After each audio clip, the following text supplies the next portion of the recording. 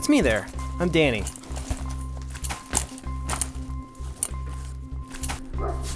Basically, a lot's happened over the last year I haven't been filming. I moved away from home, broke things off with my girlfriend. Oh, you're hard. I don't know what I was doing. And I learned how to fly a few different airplanes. Kitty 6-2, initial runway 26, left, request descent. Which was also probably one of the hardest things I've ever done.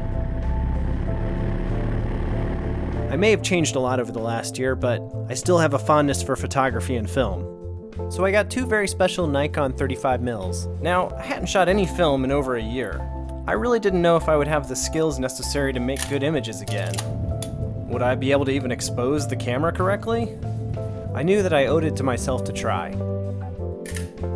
So I decided on a road trip to San Francisco so I could see what myself and these cameras were made of. The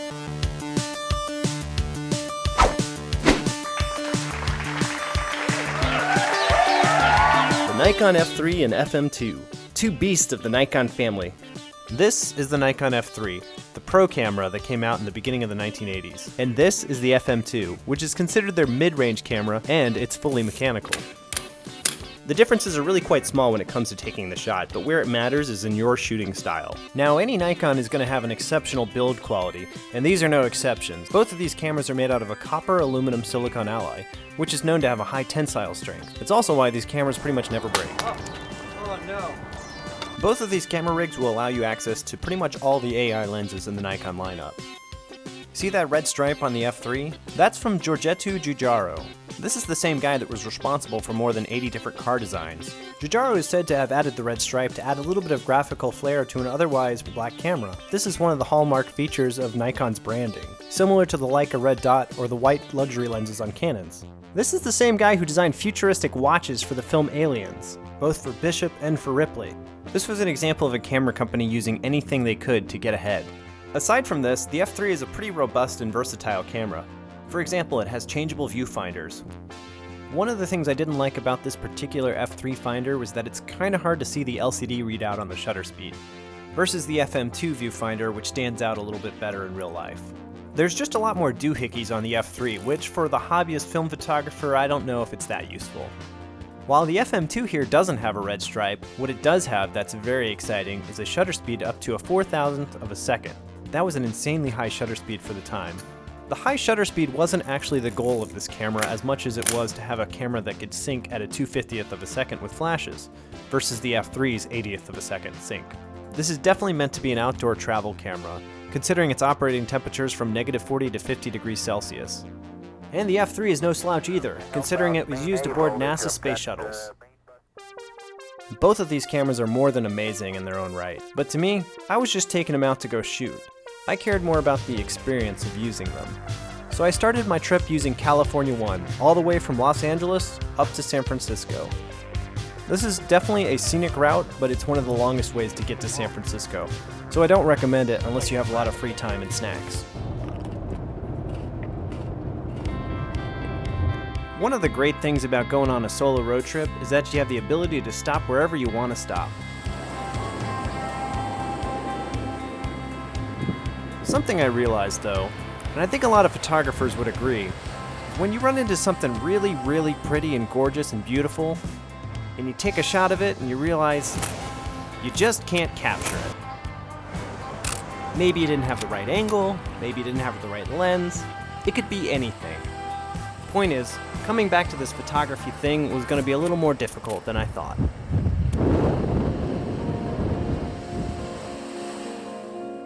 That night at the hotel, I was really starting to wonder what I was making this video for.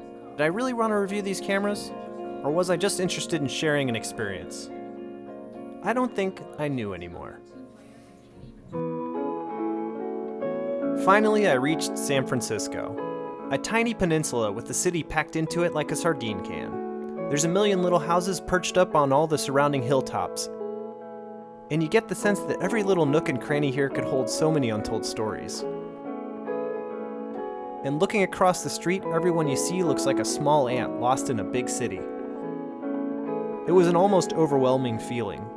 and the idea of trying to somehow cram all of that into a small black film camera was a little daunting.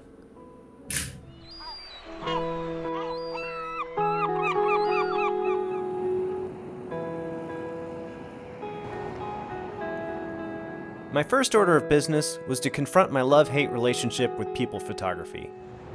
I'd been very happy the last year never having to photograph people. And while some of my favorite photographs are from street photographers, I find it to be socially exhausting. How's it going? Though I have done it previously in New York City where I just pushed my camera into people's faces and took their photos. Most people didn't like it. And even though I'm just trying to capture something genuine, I know I just kind of look creepy. So one technique, after you take the photo and they try to make eye contact, you just pretend you look past them like you were just shooting something right past. It's a very good way to not be confrontational about it. I wonder if other photographers feel that way.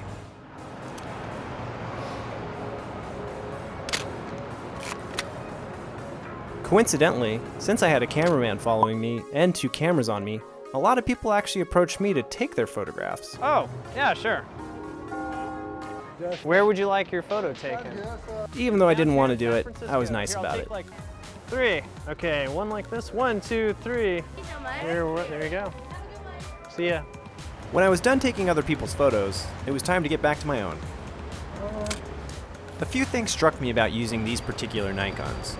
Specifically, the problem with the plus or minus is that while you do have an indication of under or over, you don't have any sort of indication of how far over or under, so it requires a lot more time and trial and error. For instance, if you happen to have my skin color, it's pretty close to the gray that you need for a proper exposure. Stupid Nikons. But with this guest system, I had to keep on taking my hand back and adjusting the camera to fix it. I'm not even using these camera meters, just guessing. Other than that, there wasn't a whole lot to complain about. As I made my way through San Francisco, I was struck by the mass of photography around me. I started to wonder, what was the point of taking all these photographs?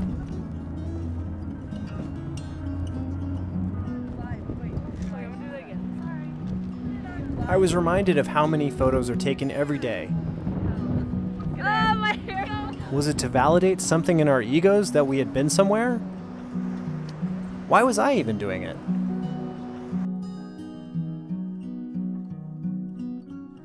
Coming in after a year-long hiatus really brought these issues to the foreground.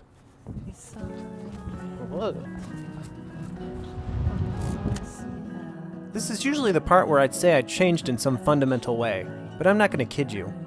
I don't know what changed. The last few days I was in San Francisco, I finished up a few more rolls. I know taking photographs of my underwear is a little weird, but I wanted to see how the film looked. For me, coming to San Francisco was sort of a catalyst for my own personal development. I wanted to put myself out there again to see where I'd go. It was nice to become reacquainted with an old passion. I think a lot of film photographers would agree with me, but I think the process is just as important as the end result. So thanks for coming along and watching. I hope you learned a few things about those Nikons, and also part of my experience with them. I need to give a special shout out to several people for this video. The darkroom literally let me borrow these 2 Nikons just because they wanted to share with people whether or not they were worth checking out. They also did all the scans and development. And by the way, they have a bi-monthly photo contest just for submitting your photos. Literally, these 2 cameras should be on there eventually. So you could say we've indirectly touched hands. Glass Key Photo in San Francisco hooked me up with straps for both of my cameras. They don't have a website, but I put their contact info below because they have a ton of film cameras for sale. Kind of a hidden gem.